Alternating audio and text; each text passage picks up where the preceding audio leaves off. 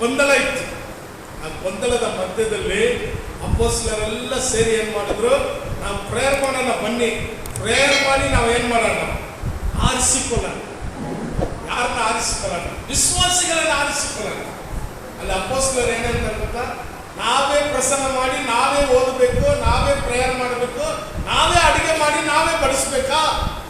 6ನೇದೇ ನೀವು ಮನೆಯಲ್ಲಿ ಓದ್ ನೋಡ್ರಿ. ಆ ಸಭೆಯಲ್ಲಿ ಅಲ್ಲಿ ಮದುವೆಗಳಿಗೆ ಊಟ ಬಡಿಸ್ತಾ ಇದ್ರು. ಊಟ ಬಡಿಸುವಾಗ ಅಲ್ಲಿ ಗಲಾಟ ಆಯ್ತು. ಯಾರ್ಯಾರಿಗೆ?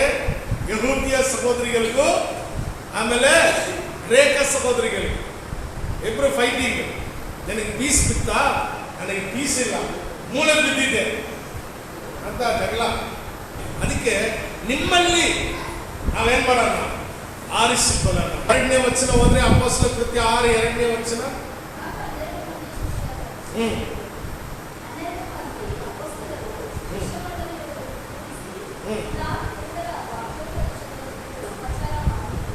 ನಾವು ಇದನ್ನು ಬಿಟ್ಟು ಉಪಚಾರ ಮಾಡೋದಾ? ನಾವು ವಾಕ್ಯ ಹೇಳ್ಬೇಕು, ಪ್ರಸಂಗ ಮಾಡಬೇಕು, ಪ್ರೇಯರ್ ಮಾಡಬೇಕು, ನಾವು ಚರ್ಚೆ ನಡೆಸಬೇಕು. ಇದು ಬಿಟ್ಬಿಟ್ಟು ನಾವು ನಿಮ್ಗೆಲ್ಲ ಊಟ ಅಡಿಗೆ ಬಡಿಸ್ಕೊಂಡು ಇರಕ್ಕಾಗತ್ತಾ? ಸಭೆಯಲ್ಲಿರುವ ವಿಶ್ವಾಸಿಗಳ ಜವಾಬ್ದಾರಿ ತಗೋಬೇಕು. ಇಲ್ಲಿ ಅಪೊಸ್ತಲರು ಹೇಳ್ತಾರೆ, ನಮ್ಮ ಕೆಲಸ ಇಲ್ಲಪ್ಪ ಅದು.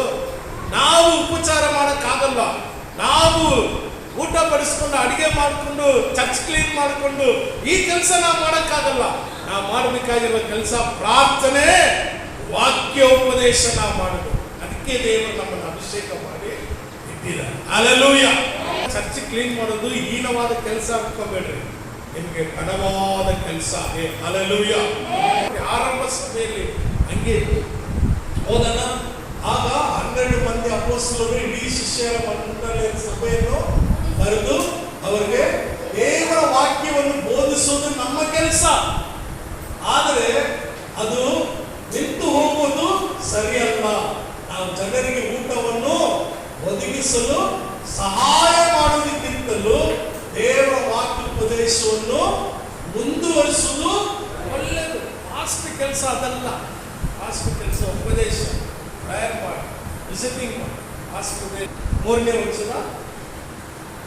ಆದುದರಿಂದ ಸಹೋದರರೇ, ನಿಮ್ಮ ಜನರಲ್ಲಿ 7 ಮಂದಿಯನ್ನು ಆರಿಸಿಕೊಳ್ಳಿರಿ. ಅವರು ಜನರಿಂದ ಒಳ್ಳೆಯವರು ಎನ್ನಿಸಿಕೊಂಡವರಾಗಿರಬೇಕು, ಜ್ಞಾನಪೂರ್ವರಾಗಿರಬೇಕು ಮತ್ತು ಪವಿತ್ರಾತ್ಮ ಭರಿತರಾಗಿರಬೇಕು.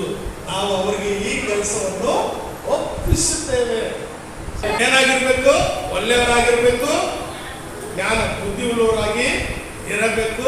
3ನೇದು, ಬುದ್ಧಿ ಇಲ್ಲದವನಿಗೆ ಏನಾದ್ರೂ ಕೆಲಸ ಕೊಟ್ಟರೆ ಅವನ ತಲೆ ಕೆಳಗಡೆ ಮಾಡ್ಬಿಟ್ಟು ಸಭೆಯಲ್ಲಿ ಗಲಾಟ ಆಗ್ತದೆ. ನಮ್ಮಲ್ಲಿ ಏನು ಅಭಿಷೇಕ ದೇವರು ಕೊಟ್ಟಿದ್ದಾರೋ ಆ ಅಭಿಷೇಕಕ್ಕೆ ತಕ್ಕ ಹಾಗೆ ನಾವು ಇರಬೇಕು.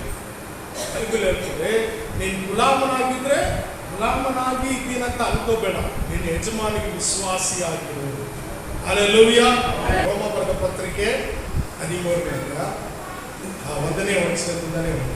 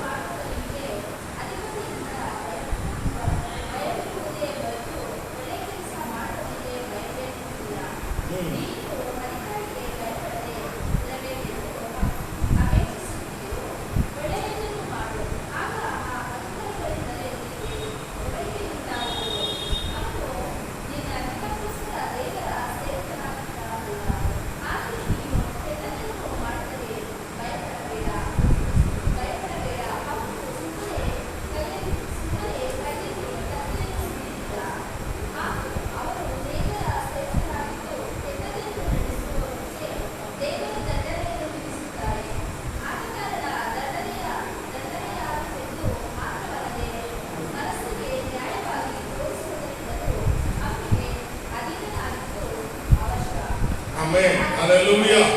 ಅಧಿಕಾರದಲ್ಲಿ ಇರುವವರಿಗೆ ನೀವು ಅಧೀನರಾಗಿ ಬೈಬಲ್ ಅಧಿಕಾರದಲ್ಲಿರುವ, ಇದರಲ್ಲಿ ಅಧಿಕಾರದಲ್ಲಿರುವ ಸರ್ಕಾರ ಇರ್ಬೋದು, ಯಾವ ವ್ಯಕ್ತಿಯಾಗಿರ್ಬೋದು, ನಿನ್ನ ಯಜಮಾನ ಆಗಿರ್ಬೋದು, ಕಾರ್ಯಗಳನ್ನು ನಿರ್ವಹಿಸುವ ವ್ಯಕ್ತಿಗಳಾಗಿರ್ಬೋದು, ಬೈಬಲ್ ಹೇಳ್ತದೆ ಅಧಿಕಾರದಲ್ಲಿ ಇರುವವರನ್ನು ನೀವು ಅವರಿಗೆ ವಿಧಿಯರಾಗಿರಿ. ಯಾಕಂದ್ರೆ ಅವರು ಕೂಡ ಏನಾಗಿದ್ದಾರಂತೆ, ದೇವರ ಸೇವಕರಾಗಿದ್ದಾರೆ. ಹಲ್ಲೆಲೂಯಾ. ದೀನರಾಗಿರುವುದಕ್ಕೆ ನಾವು ಕಲ್ತ್ಕೊಳ್ಳುವಾಗ ದೇವರು ನಮ್ಮನ್ನು ಆಶೀರ್ವಾದದಲ್ಲಿ ನಡೆಸಿಕೊಡ್ಲಿಕ್ಕೆ ಶಕ್ತನಾಗಿ ಇದ್ದಾನೆ. ಆದ ಕಾರಣ ನಾವು ಬಲಹೀನರಾಗಿಲ್ಲದೆ ಬಲವುಳ್ಳವರಾಗಿದ್ದು ದೇವರ ರಾಜ್ಯವನ್ನು ಕಟ್ಟುವವರಾಗಿ ಇರಬೇಕು. ಬಲವುಳ್ಳವರಾಗಿರ್ಬೇಕಂದ್ರೆ ಏನಿರ್ಬೇಕು? ನಮ್ಮಲ್ಲಿ ಅಭಿಷೇಕ ಇರಬೇಕು. ನಮ್ಮ ಮನೆಯಲ್ಲಿ ಗಂಡ ಹೆಂಡತಿ ಮಕ್ಕಳ ಮೇಲೆ ಅಭಿಷೇಕ ಇದ್ರೆ ಬಲಹೀನರಾಗಿರಲ್ಲ, ಅವ್ರು ಏನಾಗಿರ್ತಾರೆ? ಬಲವುಳ್ಳವರಾಗಿ ಇರ್ತಾರೆ, ಜ್ಞಾನಿಗಳಾಗಿರ್ತಾರೆ, ತಿಳುವಳಿಕೆಯುಳ್ಳವರಾಗಿರ್ತಾರೆ, ಅಜ್ಞಾನಿಗಳಾಗಿರಲ್ಲ, ಲೌಕಿಕವಾಗಿರಲ್ಲ, ಲೋಕದ ಕಾರ್ಯದಲ್ಲಿ ಮುಳುಗೋಗಿರಲ್ಲ. ಅವ್ರು ಹೇಗಿರ್ತಾರೆ? ಕರ್ತನಿಗೆ ಭಯ ಪಡುವ ಮಕ್ಕಳಾಗಿ ಇರ್ತಾರೆ. ಹಲ್ಲೆಲೂಯಾ. ದಾನಿಯೇಲ ಪುಸ್ತಕವನ್ನು ತೆಗೆದುಕೊಳ್ಳುವಾಗ ದಾನಿಯೇಲ ಪುಸ್ತಕದಲ್ಲಿ ಬರೆಯಲ್ಪಟ್ಟಿದೆ 5ನೇ ಅಧ್ಯಾಯ 11ನೇ ವಚನ 12ನೇ ವಚನ ಓದೋಣ.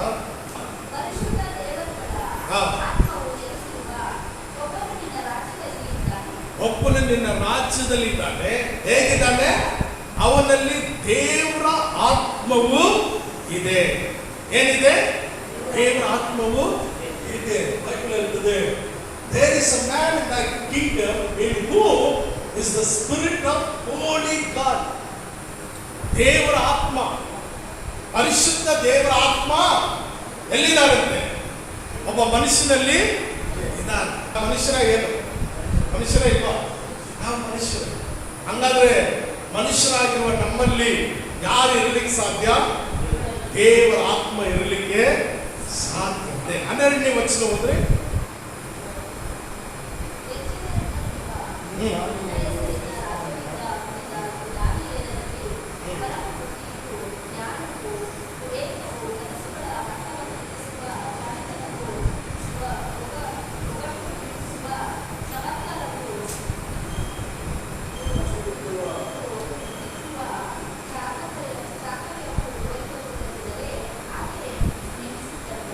ಆಮೆನ್. ಹಲ್ಲೆಲೂಯಾ.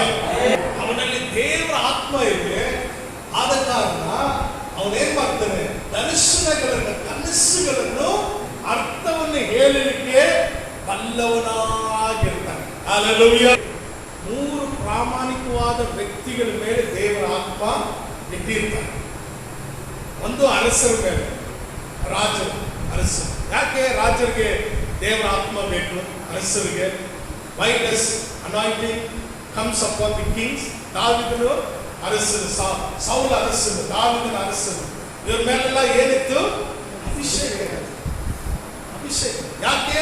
ಅವರು ಅರಸರಾಗಿದ್ರೆ ಆ ದೇಶವನ್ನು, ದೇವರ ಮಕ್ಕಳನ್ನ ಆಳುವವರು ದೇವರ ಆತ್ಮ ಭರಿತರಾಗಿದ್ರೆ ದೇವರ ಇಷ್ಟದ ಪ್ರಕಾರ ಆಳ್ವಿಕೆ ಮಾಡ್ತಾರೆ. ಅದಕ್ಕೆ ದೇವರು ಅರಸರಿಗೆ ಕಿಂಗ್ಲಿ ಅನಾಯಿಂಟಿಂಗ್, ರಾಜರ ಅಭಿಷೇಕವನ್ನು ಅವ್ರು ಕೊಟ್ಟರು. ಈ ಅಭಿಷೇಕ ಬೇರೆಯವ್ರಿಗೆ ದೇವರು ಕೊಡಲ್ಲ.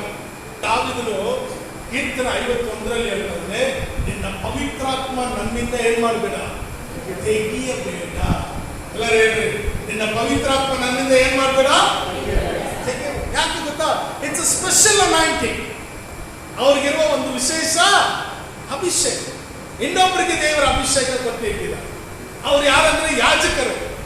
ಯಾಜಕರು ಅವ್ರಿಗೆ ಯಾಕೆ ದೇವರ ಅಭಿಷೇಕ ಕೊಟ್ಟು ಇಟ್ಟಿದ್ದಾರೆ? ಅವರು ದೇವರಿಗೂ ಮನುಷ್ಯರಿಗೂ ಮಧ್ಯಸ್ಥನಾಗಿ ನಿಲ್ಲುವ ವ್ಯಕ್ತಿ. There is another anointing, that is priestly anointing. Why does the priestly anointing comes upon them? Because they stand in between God and man. ದೇವರ ಅಭಿಷೇಕ ಅವನ ಮೇಲಿತ್ತು, ಅದು ಅರಸನ ಅಭಿಷೇಕ. ಇನ್ನೊಂದು ಯಾಜಕನ ಮೇಲಿತ್ತು, ಅದು ಯಾಜಕರ ಮೇಲೆ ಬರುವ ಅಭಿಷೇಕವಾಗಿ ಇತ್ತು. ಮೂರನೇದಾಗಿ ಪ್ರವಾದಿಗಳ ಮೇಲೆ ಬರುವ ಅಭಿಷೇಕ. ಅಭಿಷೇಕ ಯಾಕೆ ಪ್ರವಾದಿಗಳ ಮೇಲೆ ಬರುತ್ತದೆ ಅಂದ್ರೆ, ಇಲ್ಲಿ ಬೈಬಲಲ್ಲಿ ಬರೆದಿದೆ, ದೇವರ ಅಭಿಷೇಕ ಒಬ್ಬ ಪ್ರವಾದಿ ಮೇಲೆ ಬಂದ್ರೆ ಅವನ ದರ್ಶನಗಳಿಗೆ ಅರ್ಥವನ್ನು ಕೊಡುತ್ತಾನೆ. ಅವನು ದೇವರಿಗೆ ಬಾಯಿ ಮಾತಾಗಿರ್ತಾನೆ. ಮೂರು ರೀತಿಯಾದ ಅಭಿಷೇಕ ಆ ಕಾಲದಲ್ಲಿ ಇತ್ತು. ಇವರಿಗೆ ಆ ಅಭಿಷೇಕ ಸಿಗಲ್ಲ, ಆ ಅಭಿಷೇಕ ಇವರಿಗೆ ಸಿಗಲ್ಲ. ಅದಕ್ಕೆ ನೋಡ್ರಿ, ಪ್ರವಾದಿಗಳು ಧೈರ್ಯವಾಗಿ ರಾಜನ ಮುಂದೆ ಹೋಗಿ ನಿಂತ್ಕೊಂಡು ಹೇಳ್ತಾರೆ, ಹೇ ರಾಜ, ನೀನ್ ಮಾಡಿದ್ದು ತಪ್ಪು. ನಾತಾನೆಂಬ ಪ್ರವಾದಿ ಹೋಗಿ ದಾವೀದನಿಗೆ ಹೇಳ್ತಾರೆ, ಹೇ ದಾವೀದನೇ, ನೀನ್ ಮಾಡಿದ್ದು. ಏಲಿಯ ಹೋಗಿ ಆಹಾಬ್ ರಾಜನಿಗೆ ಹೇಳ್ತಾ ಇದ್ದಾನೆ, ಆಹಾಬೇ, ನೀನ್ ಮಾಡಿದ್ದು ತಪ್ಪು. ರಾಜನ ಮುಂದೆ ಯಾರು ಹೋಗಿ ಧೈರ್ಯವಾಗಿ ಹೇಳಲಿಕ್ಕೆ ಸಾಧ್ಯ? ಯಾರಾದ್ರೂ ಹೋಗಿ ಮಾತಾಡಕ್ಕೆ ಸಾಧ್ಯನ? ಆ ಕಾಲದಲ್ಲಿ ರಾಜನ ಆಜ್ಞೆ ಇಟ್ಟರೆ ಏನ್ ಮಾಡ್ಬಿಡ್ತಾರೆ? ಅಲ್ಲೇ ಕತ್ತರಿಸಿಬಿಡ್ತಾರೆ. ಆದ್ರೆ ಈ ಪ್ರವಾದಿಗಳ ಮೇಲೆ ಇರುವ ಅಭಿಷೇಕದಲ್ಲಿ ಹೋಗಿ ಹೇಳಿದ ತಕ್ಷಣ ರಾಜನ ನಡುಗ್ತಾ ಇತ್ತು, ರಾಜನಿಗೆ ಭಯ ಆಗ್ತಾ ಇತ್ತು. ರಾಜರು ಹೇಳ್ತಾ ಇದ್ರು, ಅಯ್ಯೋ, ಆ ಪ್ರವಾದಿ ಬಂದ್ರೆ ಸಾಕು, ನಮ್ಗೆ ಒಳ್ಳೇದು ಹೇಳಿದ್ರೆ ಸಾಕು, ಕೆಟ್ಟದ್ದು ಹೇಳ್ಬಿಟ್ರೆ ಅಷ್ಟೇ ನನಗೆ ನಮ್ಮ ದೇಶಕ್ಕೆ ಕೆಟ್ಟದಾಗ್ಬಿಡ್ತದೆ. ಭಯ ಪಡ್ತಾ ಇತ್ತು, ಭಯದಲ್ಲಿ ಜೀವನ. ಆಮೇಲೆ ಯಾಜಕರ ಅಭಿಷೇಕದಲ್ಲಿ ಯಾರು ಕೈ ಇಡಬಾರ್ದು. ಆದರೆ ಸೌಲನ ಏನ್ ಮಾಡ್ತಾ? ಕೈ ಇಟ್ಟ. ಯಾಜಕರ ಅಭಿಷೇಕದಲ್ಲಿ ಕೈ ಇಟ್ಟ. ಸಾಮ್ಯಲ್ ಪ್ರವಾದಿ ಬರಕ್ ಮುಂಚೆ ಏನ್ ಮಾಡ್ಬಿಟ್ಟ? ಬಲಿಯನ್ನು ಸಲ್ಲಿಸ್ತ. ಆವಾಗ ಸಾಮ್ಯಲ್ ಬಂದು ಹೇಳ್ತಾ ಇದ್ದಾನೆ, ನೀನು ದೇವರಿಗೆ ವಿಧಿಯನಾಗಿಲ್ಲ, ನೀನು ವಿಧಿಯನಾಗಿರೋದೇ ಬಲಿಗಿಂತ ಶ್ರೇಷ್ಠವಾದ. ಹಲ್ಲೆಲೂಯಾ. ದೇವರಿಗೆ ವಿಧೇಯರಾಗುವುದೇ ಬಲಿಗಿಂತ ಏನಾಗಿದೆ? ಶ್ರೇಷ್ಠವಾಗಿ ಇದೆ. 133ನೇ ಕೀರ್ತನೆ 2ನೇ ವಚನ ಹೋದ್ರೆ ಯಾಕಾಗಿಸ್ತೇವೆ?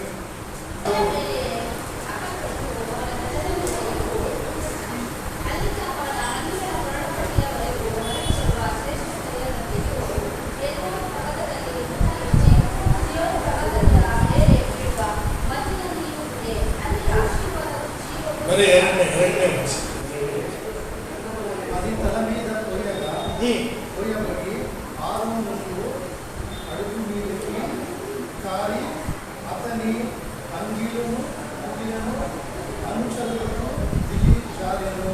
ಆಮೆನ್. ಹಲ್ಲೆಲೂಯಾ. ಅಭಿಷೇಕ ಹೇಗಿದೆ? ತಲೆ ಮೇಲೆ ಸುರಿಯಲ್ಪಟ್ಟು ನಾಡಿ ಮೇಲೆ ಇಳಿದು ಹಾಗೆ ಅಂಗಿ ಮೇಲೆ ಇಳಿದು ಹಾಗೇ ಇಳಿದು ಬರುತ್ತದೆ. ಅದು ಪರಿಪೂರ್ಣ ಅಭಿಷೇಕಕ್ಕೆ ಹೋಲಿಕೆ. ಹಲ್ಲೆಲೂಯಾ. ದಾವೀದನಿಗೂ ಒಂದು ವಿಶೇಷ ಅಭಿಷೇಕ ಇತ್ತು, ದಾನಿಯೇಲನಿಗೂ ಒಂದು ವಿಶೇಷ ಅಭಿಷೇಕ ಇತ್ತು. ದಾನಿಯೇಲನ ಪುಸ್ತಕದಲ್ಲಿ ಬರೆಯಲ್ಪಟ್ಟಿದೆ, ಆತನು ಯಾರ ಬಗ್ಗೆ ಹೇಳಲಿಕ್ಕೆ ಸಾಧ್ಯವಾಯಿತು? ರಾಜನ ಮನಸ್ಸುಗಳ ಬಗ್ಗೆ ಹೇಳಲಿಕ್ಕೆ ಸಾಧ್ಯವಾಯಿತು ಅಂತ ನಾವು ನೋಡ್ತಾ ಇದ್ದೀವಿ. 14ನೇ ವಚನವನ್ನ ದಾನಿಯೇಲ ಬರೆದ ಪುಸ್ತಕ 5ನೇ ಅಧ್ಯಾಯ 14ನೇ ವಚನ. శ్రేష్టమైన జ్ఞానమును నీ ఎదుట నిలిచి నిన్ను గురించి వినుడి. ಆಮೆನ್. ರಾಜನು ಹೇಳ್ತಾ ಇದ್ದಾನೆ, ನಾನು ನಿನ್ನ ಬಗ್ಗೆ ಕೇಳಿದ್ದೀನಿ. ಏನಂತ ಕೇಳಿದ್ದೀನಿ? ನಿನಗೆ ಒಂದು ವಿಶೇಷ ದೇವರ ಆತ್ಮ ನಿನ್ನಲ್ಲಿ ಇದ್ದಾರೆ, ಅದಕ್ಕೆ ನಿನಗೆ ಬುದ್ಧಿ, ಜ್ಞಾನ, ತಿಳುವಳಿಕೆ ಇದೆ. ಹಲ್ಲೆಲೂಯಾ. ಯಾಕೆ ಅಪೊಸ್ತಲರು ಹೇಳಿದ್ರು? ಬುದ್ಧಿ ಉಳ್ಳವರನ್ನು ಆರಿಸಿಕೊಳ್ಳ್ರಿ, ಜ್ಞಾನ ಉಳ್ಳವರನ್ನು ಆರಿಸಿಕೊಳ್ಳ್ರಿ. ಸಭೆ ಕೆಲಸ ಮಾಡಲಿಕ್ಕೆ ಬುದ್ಧಿ ಉಳ್ಳವರು, ಜ್ಞಾನ ಉಳ್ಳವರು ಹೇಗಿರ್ತಾರೆ? ಅವರಲ್ಲಿ ದೇವರ ಆತ್ಮ ಅಭಿಷೇಕ ಇದ್ದರೆ ಬುದ್ಧಿವಂತರಾಗಿರ್ತಾರೆ. ಹಲ್ಲೆಲೂಯಾ. ಕಾರ್ಯವನ್ನು ಮಾಡುವಾಗ ಈ ಕಾರ್ಯ ನಾನು ಮಾಡಿದ್ರೆ ಯಾರಿಗೂ ತೊಂದರೆ ಆಗ್ಬಾರ್ದು, ಈ ಕಾರ್ಯ ನಾನು ಮಾಡಿದ್ರೆ ಸಭೆಗೆ ತೊಂದರೆ ಆಗ್ಬಾರ್ದು, ಈ ಕಾರ್ಯ ತನ್ನನ್ನೇ ತಾನು ಪರಿಶುದ್ಧವಾಗಿ ಇಟ್ಕೊಂಡು. ಕಾರಣ ಆ ರಾಜ್ಯ ಭೋಜನ ದೇವರಿಗೆ ಇಷ್ಟವಿಲ್ಲದ ಭೋಜನ. ಹಲ್ಲೆಲೂಯಾ. ಮೆರಿತಾ ಇದ್ರು, ತಿಂತಾ ಇದ್ರು, ಪಾಪ ಮಾಡ್ತಾ ಇದ್ರು, ತಿಂದು ಕುಡಿದು ಪಾಪ ಮಾಡ್ತಾ ಇದ್ರು. ಅದಕ್ಕೆ ನಾನೇನು ಹೇಳ್ದ, ಇದು ನನಗೆ ಬೇಡ, ನನ್ನ ಮೇಲೆ ದೇವರ ಅಭಿಷೇಕ. ಹಲ್ಲೆಲೂಯಾ. ತಿಳುವಳಿಕೆ ಉಳ್ಳವನಾಗಿದ್ದನು, ಪ್ರಜ್ಞೆ ಉಳ್ಳವನಾಗಿದ್ದನು, ತನ್ನನ್ನೇ ತಾನು ಸಮರ್ಪಣೆ ಮಾಡಿ ಇದ್ದವನಾಗಿದ್ದನು. ಅದಕ್ಕೆ ದೇವರು ಅವನ ಮುಖಾಂತರ ದರ್ಶನಗಳನ್ನು ಹೇಳಿಕ್ಕೆ ದೇವರು ಹಲ್ಲೆಲೂಯಾ. ಇನ್ನೂ ಹೆಚ್ಚಾಗಿದೆ, ಓದ್ತಾ ಇದ್ರೆ ಎಷ್ಟೋ ಕಾರ್ಯಗಳು ನಾವು ನೋಡ್ಲಿಕ್ಕೆ ಸಾಧ್ಯ. ಕೊನೆಯದಾಗಿ 2ನೇ ಅಧ್ಯಾಯ 11ನೇ ವಚನವನ್ನು ಹೇಳಿ ನಾನು ತಿಳಿಸ್ತೇನೆ.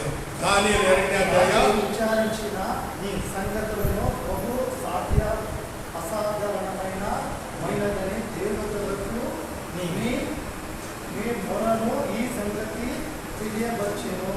ఆమేన్. హల్లెలూయా.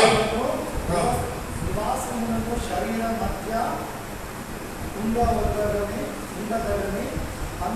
ಅಂತ್ಯ ಸಾಕು. 11ನೇ ವಚನ ನಮಗೆ ಸಾಕು. ಆತನ ಹೇಳ್ತಾ ಇದ್ದಾನೆ, ರಾಜ ಕೇಳಿರುವ ವಿಷಯಗಳು ನಾನು ಹೇಳಬೇಕಾದ್ರೆ ಮನುಷ್ಯನ ಮಧ್ಯದಲ್ಲಿ ವಾಸ ಮಾಡುವ ದೇವರುಗಳು ಅದನ್ನು ಹೇಳಲಿಕ್ಕೆ ಸಾಧ್ಯವೇ ಇಲ್ಲ. ಅದಕ್ಕೆ ದಾನಿಯೇಲನು ಅಶುದ್ಧನಾಗಿಲ್ಲದ ಪರಿಶುದ್ಧನಾಗಿರ್ಲಿಕ್ಕೆ ದೂರವ. ಆದರೆ ಅವನಲ್ಲಿ ಇದ್ದಂತ ಆತ್ಮ, the spirit that lived in Daniel, it was the Holy Spirit. Hallelujah. ಅದೇ ಪರಿಶುದ್ಧಾತ್ಮವಾಗಿ ಇತ್ತು. ಅದನ್ನೇ ಆತನು ಹೊಂದಿಕೊಂಡಿದ್ದ ಕಾರಣ ಪ್ರಕಟಣೆಯಲ್ಲಿ ಹೇಳಲಿಕ್ಕೆ ಸಾಧ್ಯವಾಯಿತು. 14ನೇ ವಚನ ನೀವು ಕೊನೆ ಭಾಗ ಓದುವಾಗ ದಾನಿಯೇಲನು ಜ್ಞಾನದಿಂದ ಮಾತಾಡಿದರು ಎಂದು ಬೈಬಲಲ್ಲಿ ಬರೆದಿದೆ. ದಾನಿಯೇಲನು ಹೇಗೆ ಮಾತಾಡಿದನು? ಜ್ಞಾನದಿಂದ. Daniel spoke to them with wisdom and tact. ತುಂಬಾ ಜಾಗೃತವುಳ್ಳವನಾಗಿ, ಬುದ್ಧಿವುಳ್ಳವನಾಗಿ, ತಿಳುವಳಿಕೆಯುಳ್ಳವನಾಗಿ ಮಾತಾಡಿದನು. ಅದಕ್ಕೆ ದೇವರ ಮೇಲೆ ಒಂದು ವಿಶೇಷ ಅಭಿಷೇಕವನ್ನು ಇಟ್ಟಿದ್ದಾನೆ. ಹಲ್ಲೆಲೂಯಾ. ಅಭಿಷೇಕ ಇವತ್ತು ನಮ್ಮ ಮೇಲೆ ಇದೆಯಾ? ಅಭಿಷೇಕ ನಮ್ಮ ಮೇಲೆ ಇಲ್ಲದಿದ್ರೆ ಇವತ್ತು ಕರ್ತನಿಗಾರನ ದೇವರ ನನಗದನ್ನು ಹಲ್ಲೆಲೂಯಾ. ಕಣ್ಣನ್ನು ಮುಚ್ಚನ ಪ್ರಾರ್ಥನೆ ಮಾಡೋಣ. ಎಲ್ಲರ ಕಣ್ಣನ್ನು ಮುಚ್ಚನ.